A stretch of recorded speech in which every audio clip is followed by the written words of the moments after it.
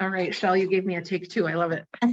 No, I saved it to the cloud on accident. It was perfect timing. Very nice. All right, so Jesse and I are going to talk about some of the on the ground work that has been going on over the last year.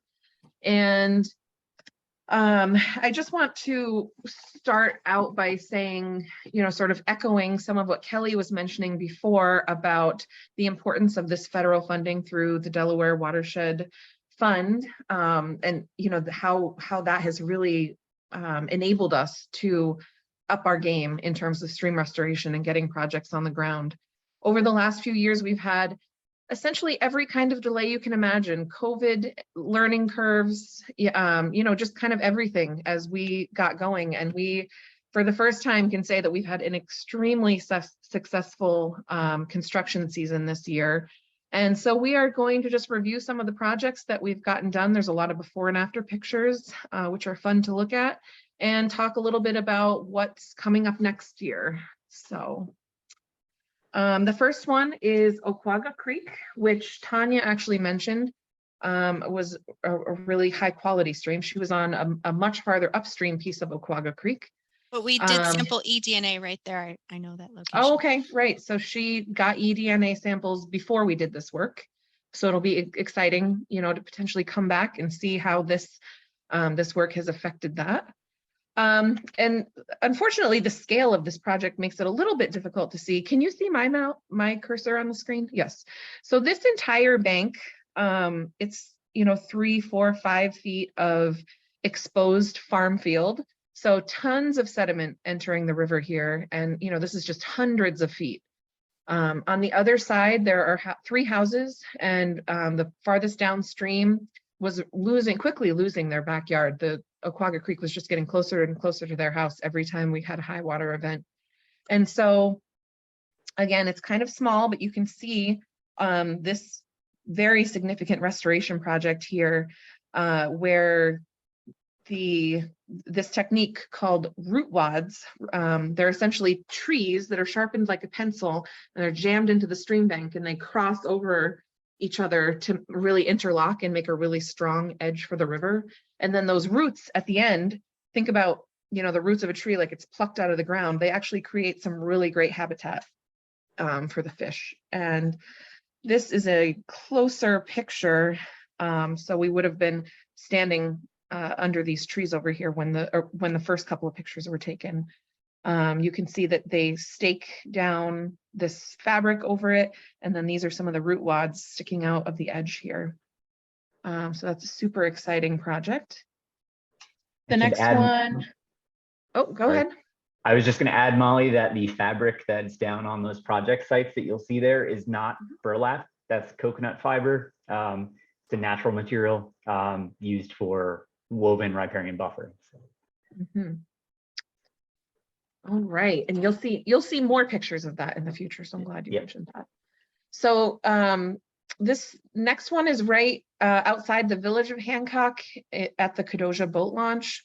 And you can see this is kind of the bridge here that goes over Kadoja Creek. That'll be the identifying piece here.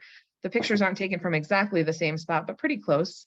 And this one, the construction actually is set to wrap up over the next couple of weeks. The concrete is curing right now. But you can see this is actually a fully ADA accessible boat launch that goes down to the river.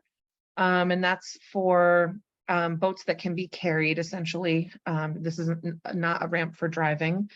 But this site previously was covered with knotweed, multiflora rose, mugwort, just, invasive species all over the place. So, there's a really cool opportunity here for FUDR to partner with Trout Unlimited to actually come back in here and plant native species, which Jesse and I talked about this morning when we were going over this presentation. So it's a very exciting prospect.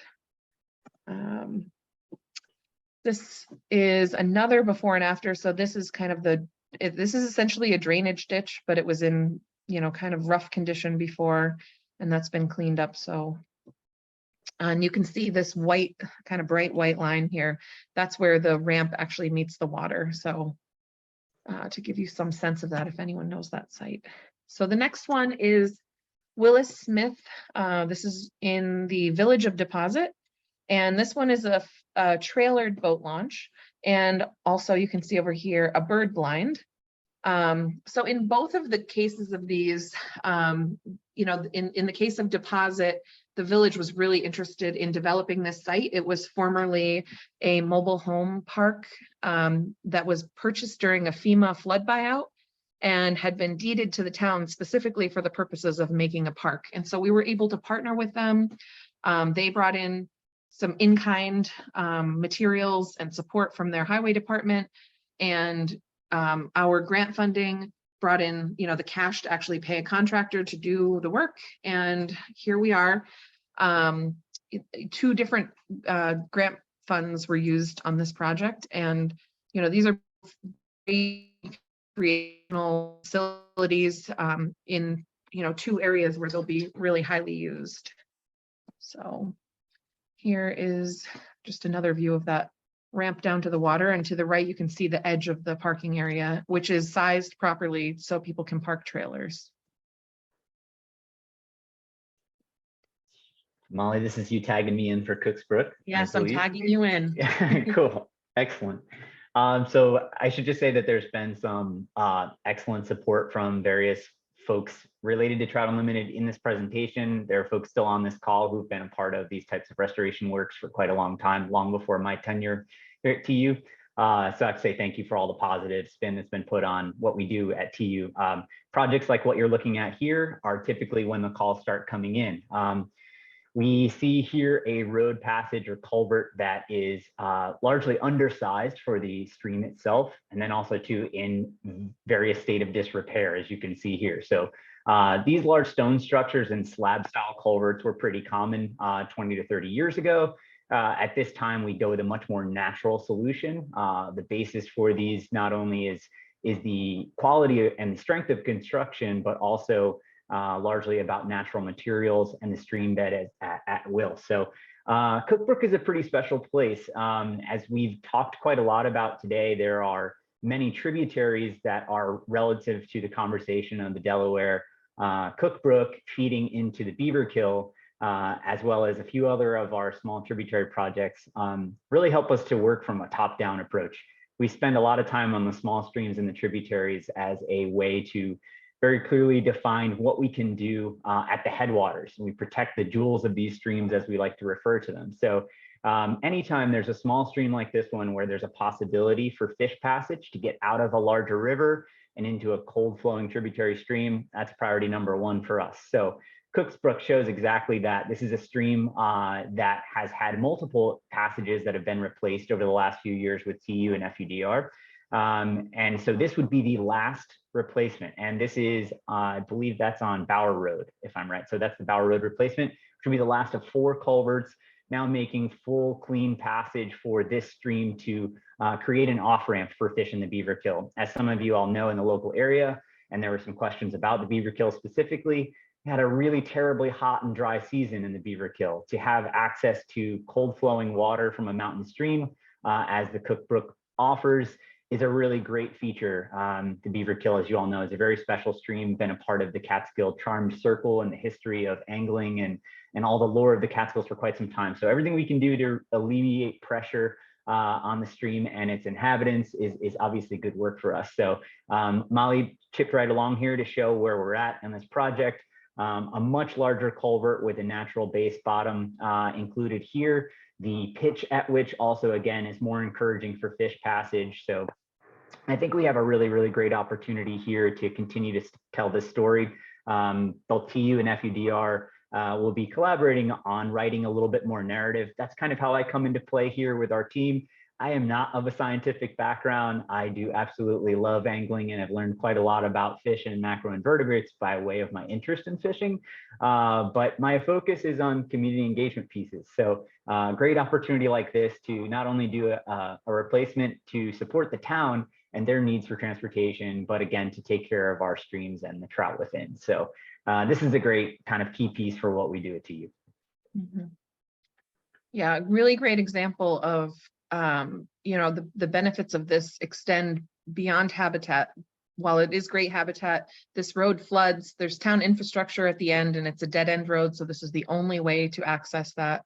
You know, so this is a project where there was just really great support, high priority for TU, for FUDR, and, you know, it came together and it's a really great project.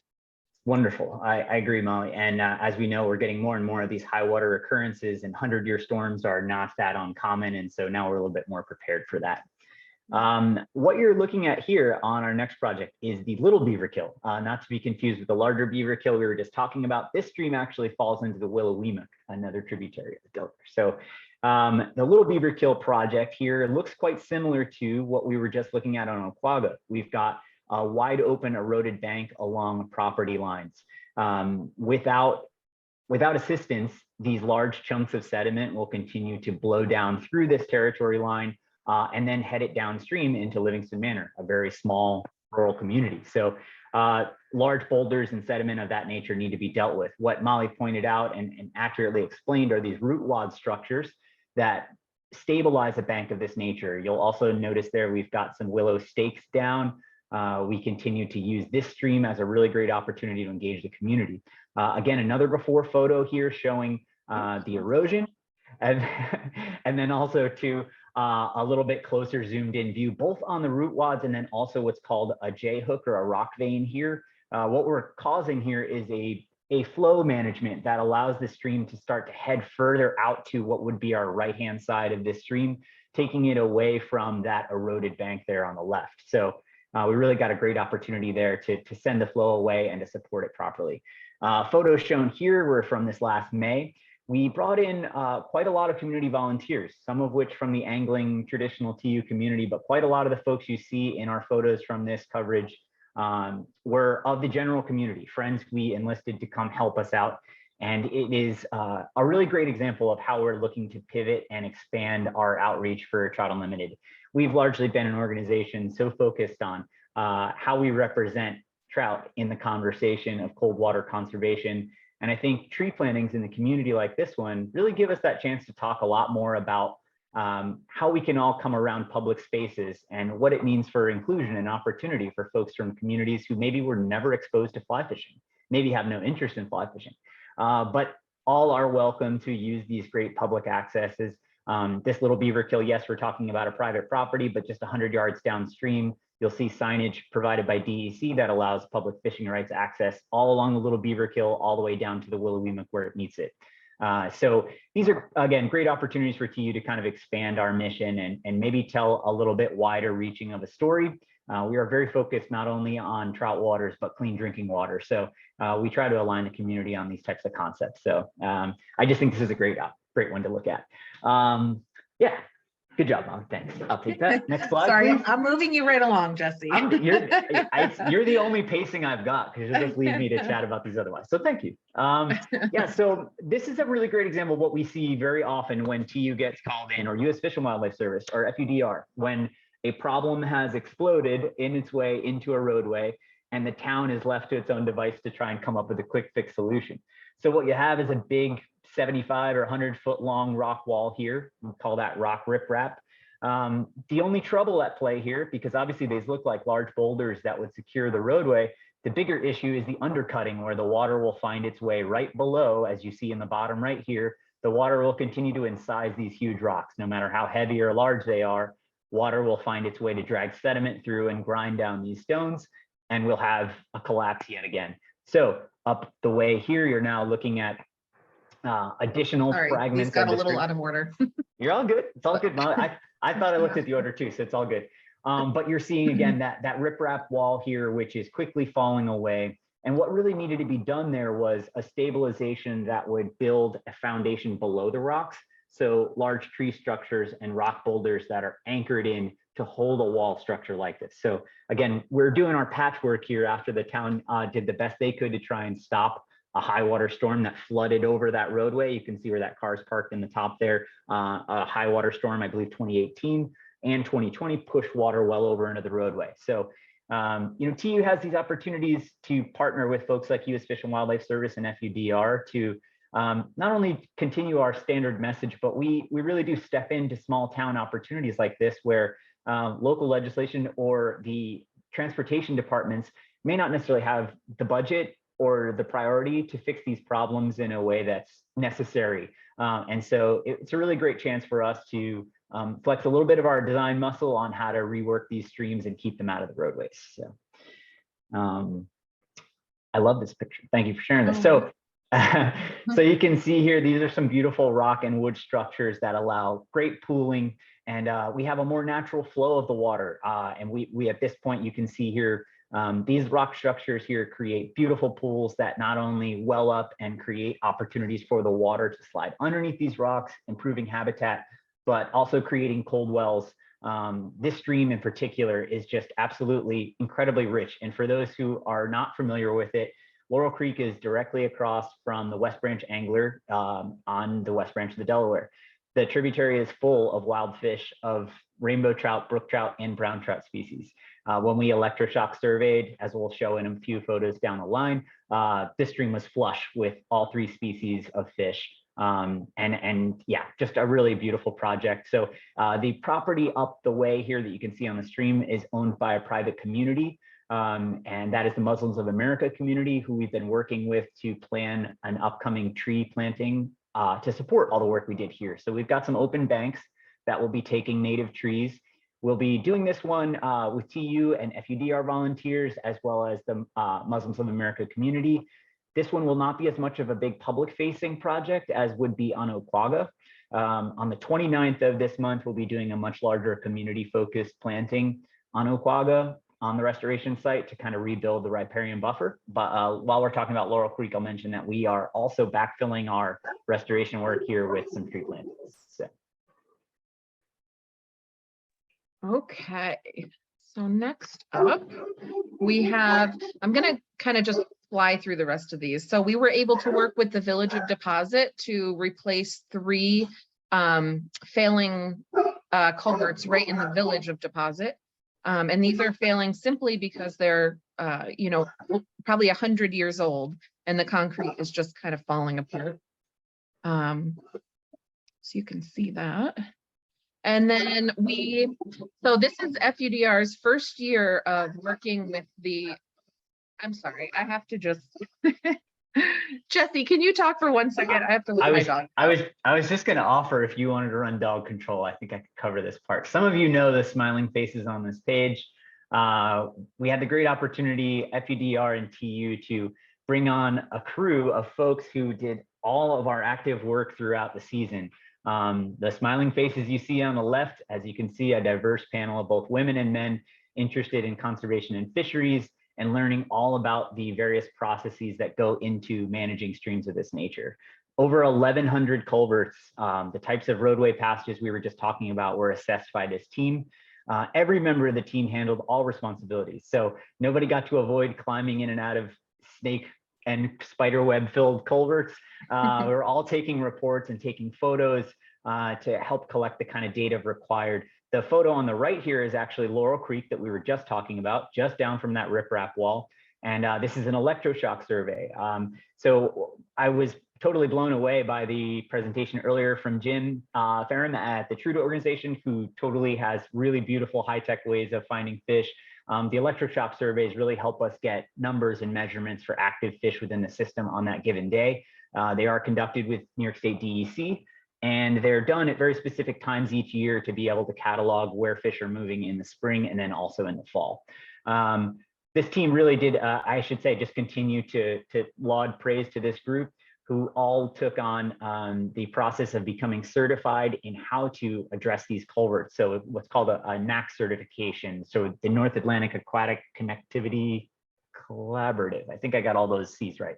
That's the organization that designed this protocol. And that's how we measure these culverts and decide which ones are the most undersized or the most in need of replacement. So this team is helping determine what our next few seasons of culvert and stream restoration look like. So we have a big thank you to offer to them for doing it. And it's an incredible thing that FUDR did to bring on this team. I was happy to be working with them in the field multiple times a week over the course of their season, and really look forward to bringing these folks back in. And I hope they're a part of this organization and collaborative team in the seasons to come. All right, thank you for doing that. So up next, we are officially in the trenches working on a never sink watershed management plan. You've heard references throughout the day to the never sink watershed. It meets the upper Delaware River near Port Jervis in New York, kind of near the intersection of Sullivan and Orange counties, and really very little planning, assessment, work has been done there. So this is really the first time that we're doing some community interaction, outreach, education, and then developing, goals, developing pilot projects, and kind of getting our hands dirty down there. We have culverts. I would just, sorry, Molly, Oh, my sorry, fault. go ahead.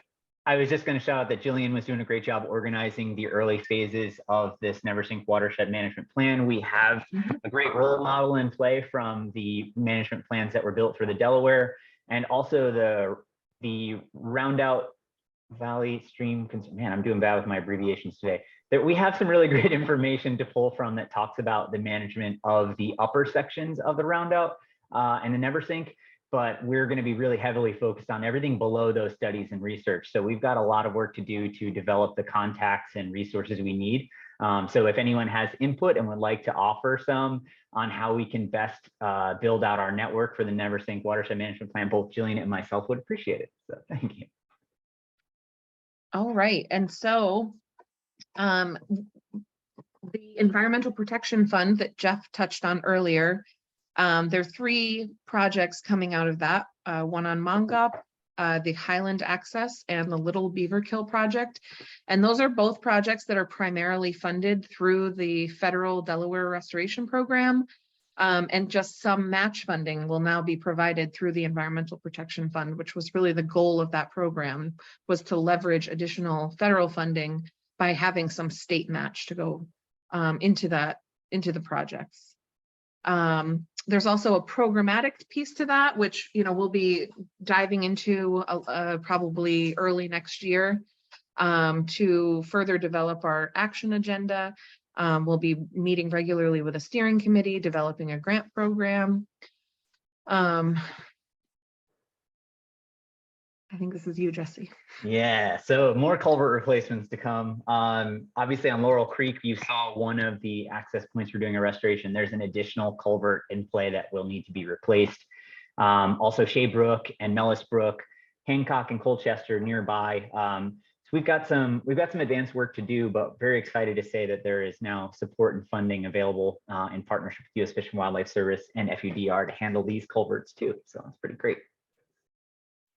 All right, and the very last thing is what Jesse was alluding to earlier, that we will be expanding the work of our Conservation Corps program. They'll be working on the Willow-Weemock next year, and we hope to actually transition that into an AmeriCorps program, which really, kind of cements that complementary piece where we have boots on the ground to do data collection, to do planting projects, things like that, potentially macroinvertebrate collection. We actually have kind of a workforce working, on the ground over the summer. So that is that. And, we're super excited and open to a question or two. I know we're way behind, but if anyone has a quick question, happy to take it or hand it back over to Jeff.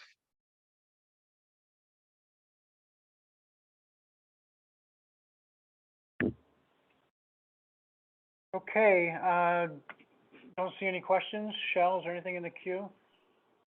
No questions. All right, well, end of day 1. Thank you for hanging in there with us, everybody. Really, tomorrow's only half a day, and encourage everybody to come back. In the morning, we should have some pretty fresh news on a 3-year fish study that's been going on between Pennsylvania and New York. And we should have some preliminary results from that, which will set the stage for a first ever Upper Delaware River Wild Trout Management Plan, which is pretty exciting. So we'll be hearing from the DEC first thing tomorrow morning. So encourage you all to come back if you can. I know it's a real significant commitment of your time, and we really appreciate it. So unless there's anything else, Molly or Sherry or Shell, we can hit that red button that says leave.